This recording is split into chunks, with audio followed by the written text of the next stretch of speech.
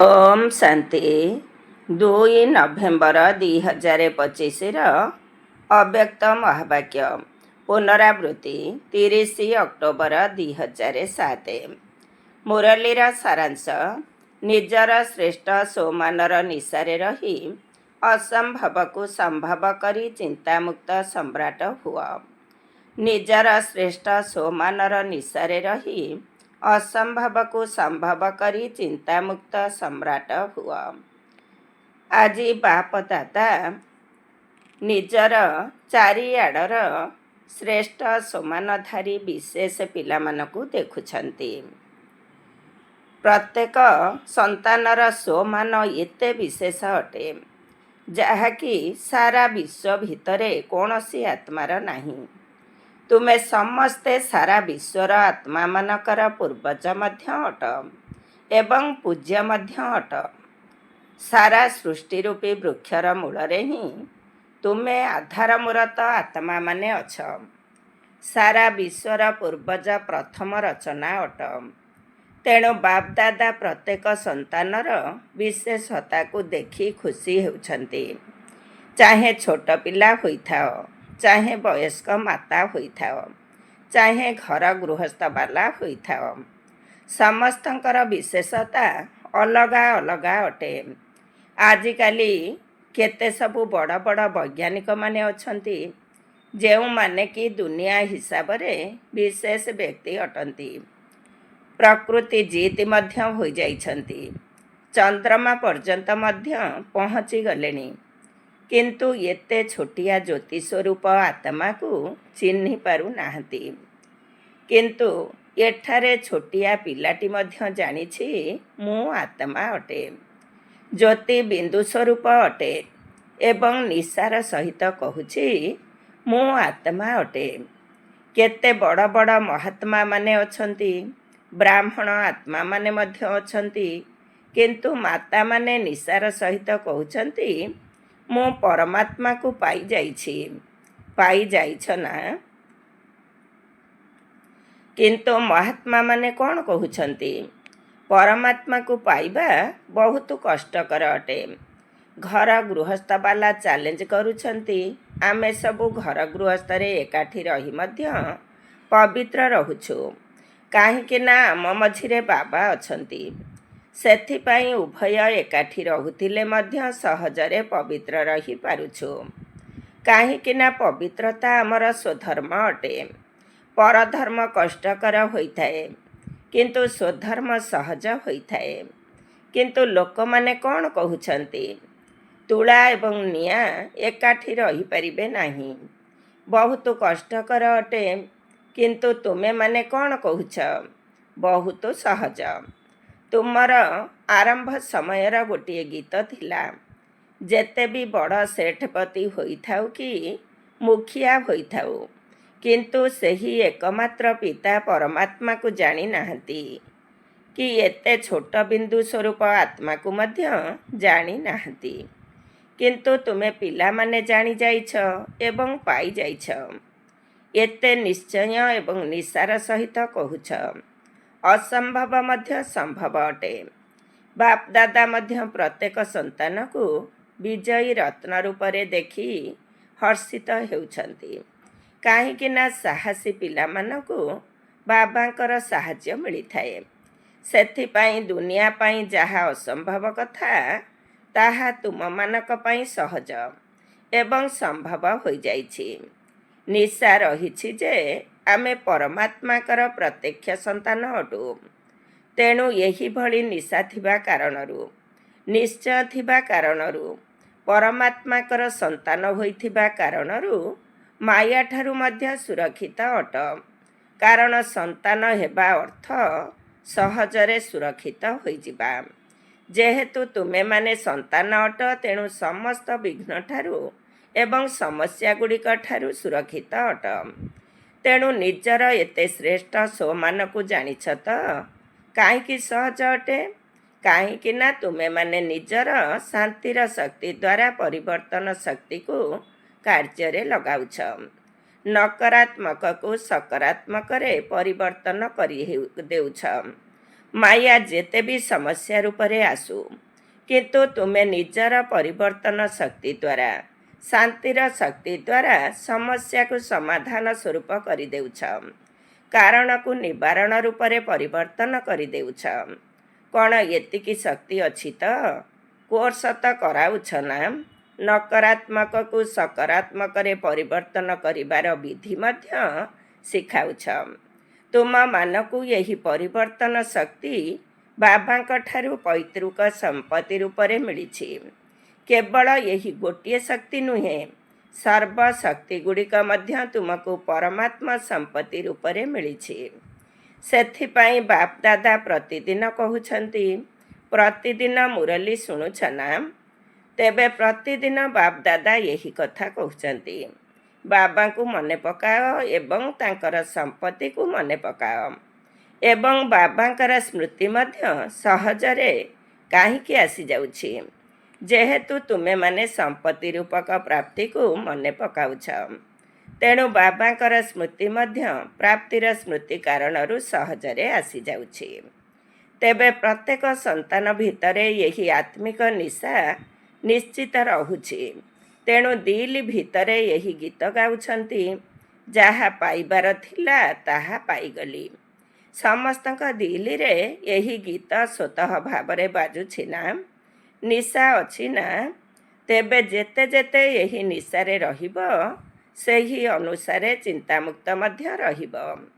ଯଦି ତୁମର ସଂକଳ୍ପରେ ବା ବାଣୀରେ ବା ସମ୍ବନ୍ଧ ସମ୍ପର୍କରେ କୌଣସି ପ୍ରକାରର ଚିନ୍ତା ରହୁଛି, ତେବେ ତୁମ ଭିତରେ ନିଶା ନାହିଁ।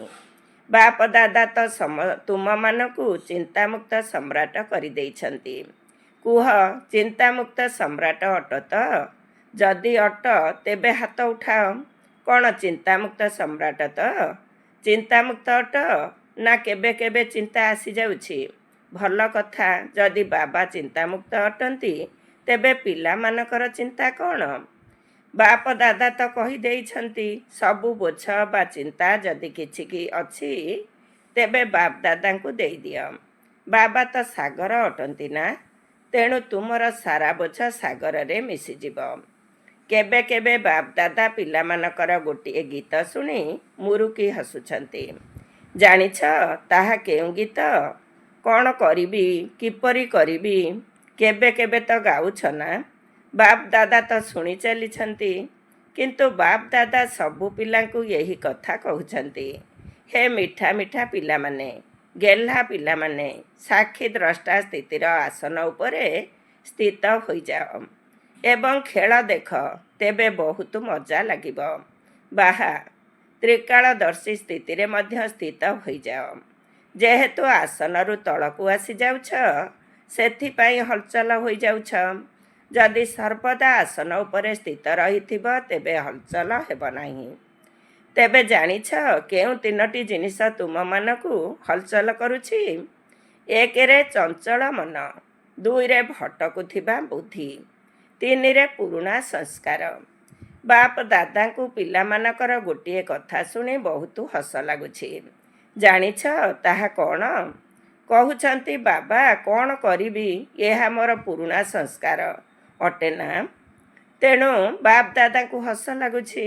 ଯଦି କହୁଛ ଏହା ମୋର ପୁରୁଣା ସଂସ୍କାର, ତେବେ ମୋର କହିବା ବା ମୋର କରିଦେବା ଅର୍ଥ ତା ଉପରେ ଅଧିକାର ରଖିବା। ଯଦି ପୁରୁଣା ସଂସ୍କାର ଗୁଡ଼ିକୁ ମୋର କରିଦେଲ, ତେବେ ମୋର ଜିନିଷ ତ ମୋ ଭିତରେ ଜାଗା ନେବ ନା? ତେବେ କ'ଣ ବ୍ରାହ୍ମଣ ଆତ୍ମା କହିପାରିବ ଏହା ମୋର ସଂସ୍କାର? ଏଗୁଡ଼ିକୁ ମୋର ମୋର କହିବା ଅର୍ଥ ନିଜ ଭିତରେ ତାକୁ ଜାଗା ଦେଇଦେବା।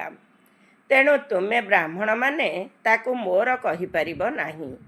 ଏହା ତ ତୁମର ପୂର୍ବ ଜୀବନର ସଂସ୍କାର ବା ଶୂଦ୍ର ଜୀବନର ସଂସ୍କାର, ବ୍ରାହ୍ମଣ ଜୀବନର ନୁହେଁ। ତେଣୁ ତାକୁ ମୋର ମୋର କହିବା କାରଣରୁ ସେ ମଧ୍ୟ ମୋର ପଣିଆର ଅଧିକାର ସହିତ ବସି ପଡ଼ିଛି। ତୁମେମାନେ ବ୍ରାହ୍ମଣ ଜୀବନର ସଂସ୍କାରକୁ ତ ଜାଣିଛ ନା?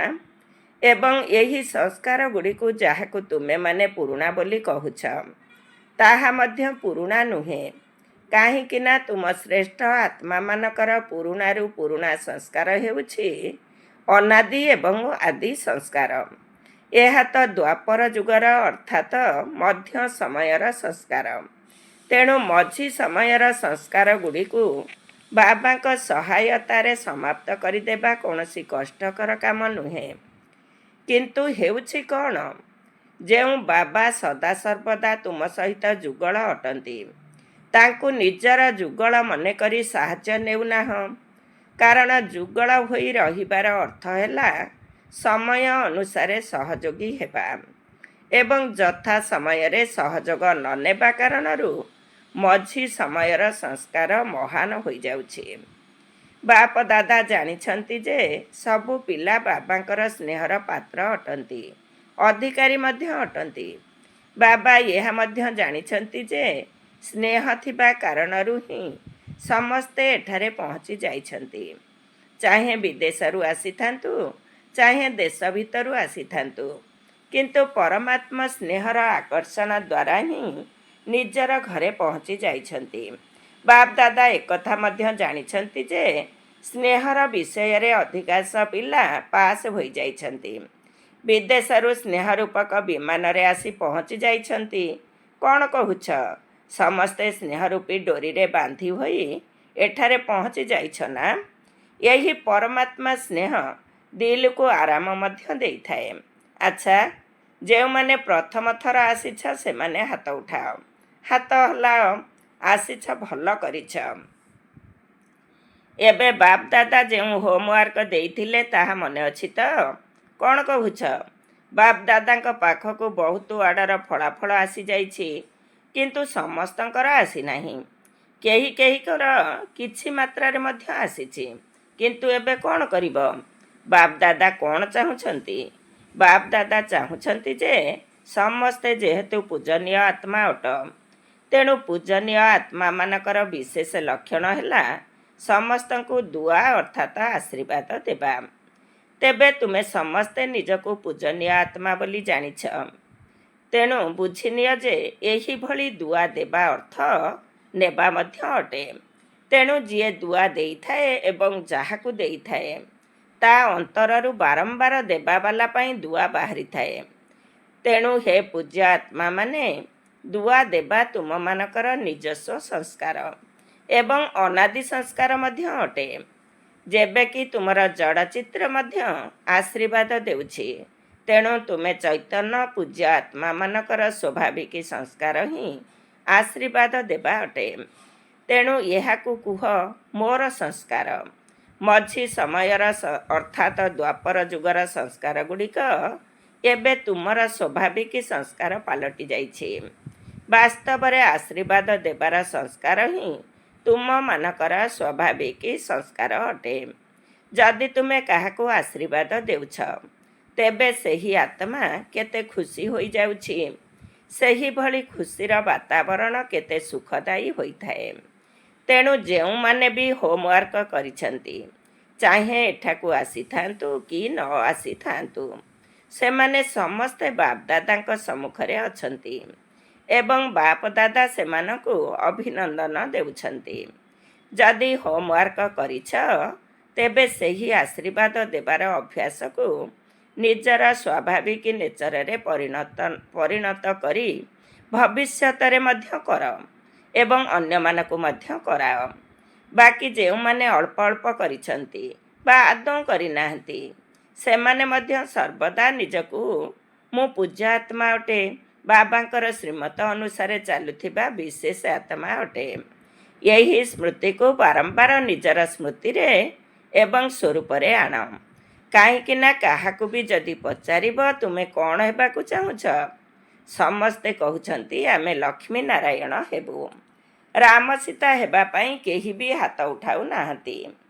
ତାହେଲେ ଯଦି ଲକ୍ଷ୍ୟ ରଖିଛ 16 କଳା ସମ୍ପନ୍ନ ହେବାର, ତେବେ 16 କଳା ଅର୍ଥାତ୍ ପରମ ପୂଜ୍ୟ ଆତ୍ମା ଏବଂ ପୂଜ୍ୟ ଆତ୍ମାର କର୍ତ୍ତବ୍ୟ ହେଉଛି ଆଶୀର୍ବାଦ ଦେବା। ତେଣୁ ଏହି ସଂସ୍କାରକୁ ଚାଲିବା ବୁଲିବା ସମୟରେ ମଧ୍ୟ ସହଜ ଏବଂ ସଦାକାଳର କରିଦିଅ। କାରଣ ତୁମେମାନେ ପୂଜ୍ୟ ଆତ୍ମା ହିଁ ଅଟ, 16 କଳା ସମ୍ପନ୍ନ ହିଁ ଅଟ। ଲକ୍ଷ୍ୟ ତ ଏହା ହିଁ ରଖିଛ ନା? ବାପ ଦାଦା ଖୁସି ହେଉଛନ୍ତି ଯେ ଯେଉଁମାନେ ବି କରିଛନ୍ତି ସେମାନେ ନିଜର ମସ୍ତକରେ ବାବାଙ୍କ ଦ୍ୱାରା ବିଜୟର ତିଳକ ଲଗାଇ ଦେଇଛନ୍ତି। ଏହା ସହିତ ବାପଦାଦାଙ୍କ ପାଖକୁ ସବୁଆଡ଼ୁ ସବୁ ବର୍ଗଗୁଡ଼ିକ ଠାରୁ ଏବଂ ସେବା କେନ୍ଦ୍ରମାନଙ୍କର ବହୁତ ଭଲ ଭଲ ସେବାର ସମାଚାର ପହଞ୍ଚି ଯାଇଛି। ତେଣୁ ଗୋଟିଏ ହେଲା ହୋମୱାର୍କ କରିବାର ଅଭିନନ୍ଦନ, ଆଉ ଗୋଟିଏ ହେଲା ସେବାର ମଧ୍ୟ ପଦ୍ମ ପଦ୍ମଗୁଣା ଅଭିନନ୍ଦନ ସ୍ୱୀକାର କର। ବାବା ଦେଖୁଛନ୍ତି ଯେ ଗାଁ ଗାଁମାନଙ୍କରେ ସନ୍ଦେଶ ଦେବାର ସେବା ବହୁତ ଭଲ ବିଧିରେ ଅଧିକାଂଶ ଏରିଆରେ କରିଛନ୍ତି। ତେଣୁ ଏହି ସେବା ମଧ୍ୟ ଦୟାଶୀଳ ହୋଇ କରିଛନ୍ତି। ସେଥିପାଇଁ ସେବାର ଉମଗ ଉତ୍ସାହ ଦ୍ୱାରା ଫଳାଫଳ ମଧ୍ୟ ଭଲ ମିଳିଛି। ତେବେ ତୁମେମାନେ କୌଣସି ମେହନତ କରିନାହଁ, ବରଂ ବାବାଙ୍କ ସହିତ ସ୍ନେହର ଅର୍ଥ ହେଲା ସନ୍ଦେଶ ଦେବାରେ ସ୍ନେହ ରଖିବା। ତେବେ ସ୍ନେହପୂର୍ଣ୍ଣ ରୀତିରେ ସେବା କରିଛ। ତେଣୁ ସେବାର ପ୍ରତିଦାନରେ ସବୁ ସେବାଧାରୀମାନଙ୍କୁ ସ୍ୱତଃ ହିଁ ବାବାଙ୍କର ପଦ୍ମଗୁଣା ସ୍ନେହ ପ୍ରାପ୍ତ ହୋଇଛି ଏବଂ ହେଉଥିବ ମଧ୍ୟ। ଏଥିସହିତ ସମସ୍ତେ ନିଜର ପ୍ରିୟ ଦାଦୀଙ୍କୁ ବହୁତ ସ୍ନେହର ସହିତ ମନେ ପକାଇଛ ଏବଂ ସ୍ନେହର ପ୍ରତିଦାନ ମଧ୍ୟ ଦେଉଛ।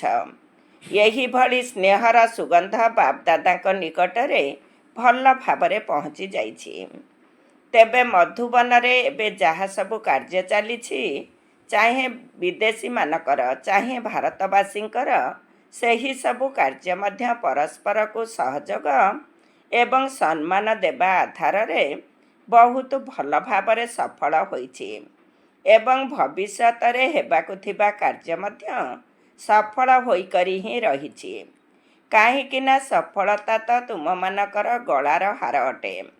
ତୁମେମାନେ ବାବାଙ୍କର ଗଳାର ଅଟ। ତେଣୁ ବାବାଙ୍କର ଗଳାର ହାର କେବେ ବି ହାରିଯାଇପାରିବ ନାହିଁ। ତେଣୁ ତୁମକୁ ହାର ହେବାର ଅଛି ନା ହାରିବାର ଅଛି? ନାହିଁ ନା? ହାର ହେବା ତ ଭଲ କଥା ନା। ତେଣୁ କେବେ ବି ହାରିଯିବାର ନାହିଁ। ହାରିବା ବାଲା ତ ଦୁନିଆରେ କୋଟି କୋଟି ସଂଖ୍ୟାରେ ଅଛନ୍ତି। ତୁମେମାନେ ହାର ହୋଇ ବାବାଙ୍କର ଗଳାରେ ଗୁନ୍ଥି ହୋଇଯାଇଛ। ଠିକ୍ କଥା ନା? ତେଣୁ ସଂକଳ୍ପ କର, ବାବାଙ୍କ ସ୍ନେହରେ ମାୟା କେତେ ବି ତୋଫାନ ଆଣୁ, କିନ୍ତୁ ମାଷ୍ଟର ସର୍ବଶକ୍ତିବାନ ଆତ୍ମାମାନଙ୍କ ଆଗରେ ତୋଫାନ ମଧ୍ୟ ତୋଫା ଅର୍ଥାତ୍ ଉପହାର ହୋଇଯିବ। ଏହିଭଳି ବରଦାନକୁ ସର୍ବଦା ମନେ ରଖିଥାଅ। ସମସ୍ୟାର ପାହାଡ଼ କେତେ ବି ଉଚ୍ଚ ହୋଇଥାଉ, କିନ୍ତୁ ପାହାଡ଼ ମଧ୍ୟ ତୁଳା ହୋଇଯିବ। ତେଣୁ ଏବେ ସମୟ ପାଖେଇ ଆସୁଥିବା କାରଣରୁ ବରଦାନଗୁଡ଼ିକୁ ସବୁ ସମୟରେ ଅନୁଭବ କରିଚାଲ।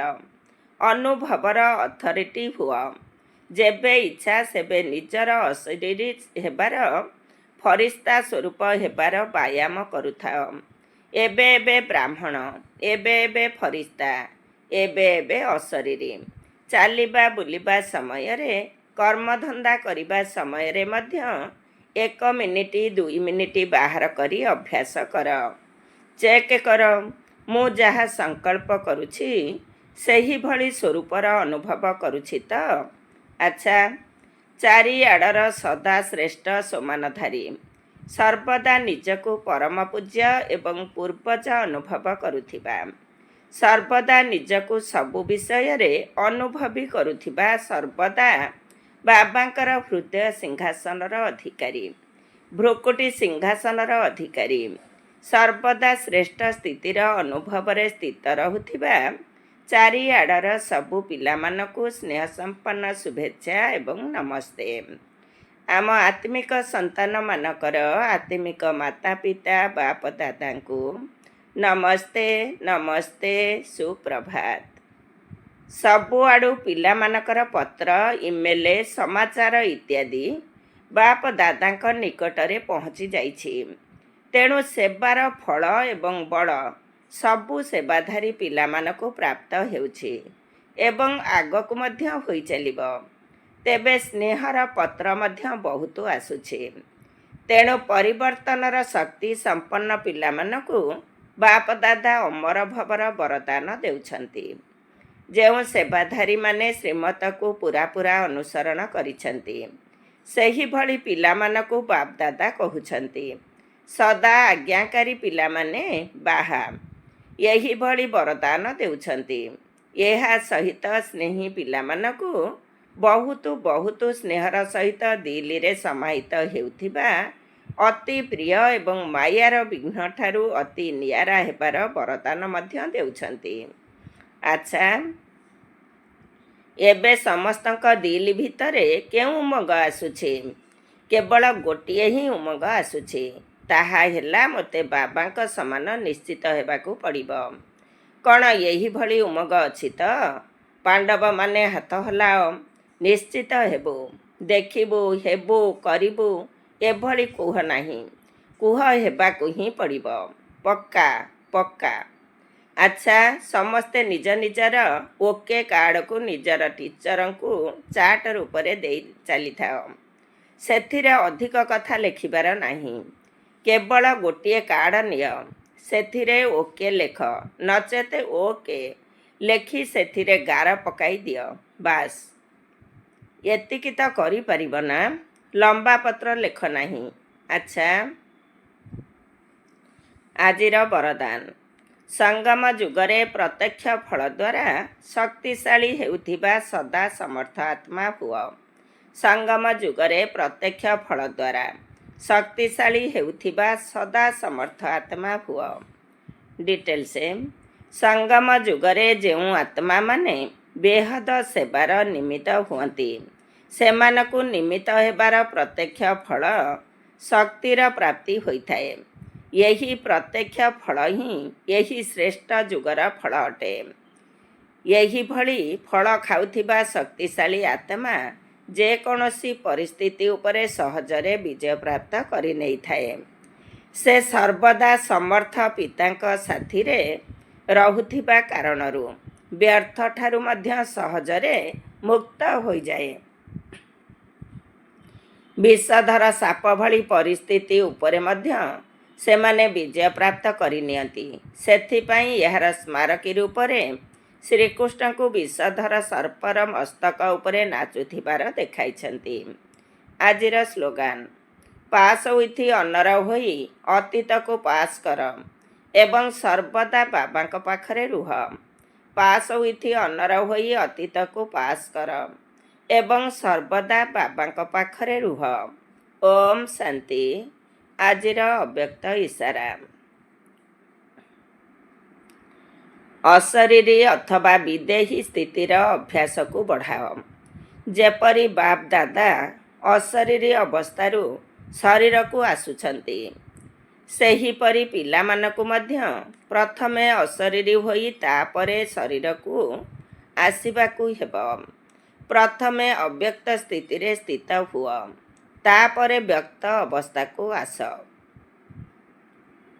ଯେପରି ଏହି ଶରୀରକୁ ତ୍ୟାଗ କରିବା ଏବଂ ଶରୀରକୁ ଧାରଣ କରିବାର ଅନୁଭବ ସମସ୍ତଙ୍କର ଅଛି, ସେହିପରି ଯେବେ ଇଚ୍ଛା ସେବେ ଶରୀରର ଚେତନାକୁ ଭୁଲି ଅଶରୀରୀ ହୋଇଯାଅ ଏବଂ ଯେବେ ଇଚ୍ଛା ସେବେ ଶରୀରର ଆଧାର ନେଇ କର୍ମ କର।